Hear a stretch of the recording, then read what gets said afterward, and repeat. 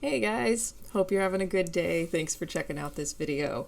This is going to be a Mandarin duck watercolor, and I'm just going to kind of talk about a little bit of the process. It won't be so much of a tutorial, but just kind of talking about charging your wet on wet painting or wet on wet blending. So you'll see here where I kind of put a base kind of light color on there, and then I'll grab smaller amounts of color, and while it's still wet, just drop a little bit, touch my brush to the paper, and that water picks it up and diffuses and mixes with the color underneath. And it's just you'll see it's a common practice in watercolor, and it's a lot of fun because you are dropping this kind of super concentrated pigment, and then you just watch it fade into the water and fade into the other colors, and it really takes you back to just kind of that discovery of when you were a kid and having so much fun painting and changing this white surface. So it's a really fun technique that hopefully you'll bring into your watercolor exploration. So kind of same thing here as we're working on the water around the duck. There's that base of that water, and you can tell where the pigment was initially laid. That's where it's the strongest saturation, and then you can see how the water kind of diffuses it. And really, a lot of with watercolor, it's more about just learning to play with water, play with kind of controlling and smaller brush strokes, and then you're also learning your colors. When you first grab your color with the watercolor brush, it's going to be super saturated and a lot of pigment.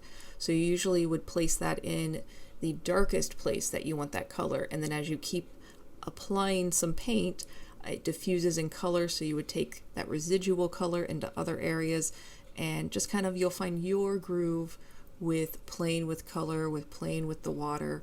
But that's really what it's about. Just play, have fun. We take so many things way too serious in life these days that we need the aspects to just relax and play and discover new things and discover new talents. You know, it is very empowering when you think that you can't do something, and then with a little bit of practice and some step-by-step guidance, you really impress yourself with going, hey, I really did that. And painting and creativity is a really nice avenue to explore that and gain some confidence. So I do hope that you attempt some painting or some creative efforts on your own. And I have many videos and websites to help you with. So more on the YouTube, and then also on my online school, Paint with Lovejoy. So the brush that I'm using, there will be a link in the description box for what it is. It's a nice brush pen with India ink in it. So it's got a great saturation, and really just, I enjoy doing the outlines with that. And it's not an expensive brush. You can pick it up at Michael's for, I think it's under $5 or $6, and really nice.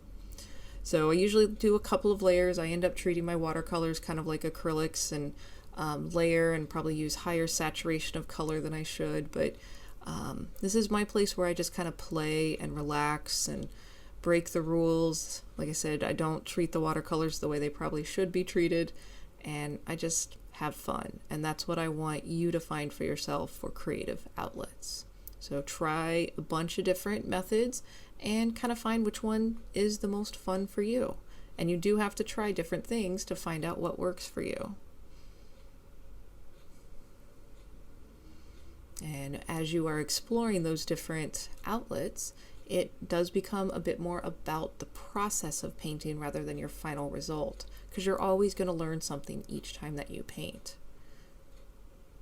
And you're also a different person each time that you paint. You're of a different emotional context, so you're bringing different variables to the table each time that you sit down to paint.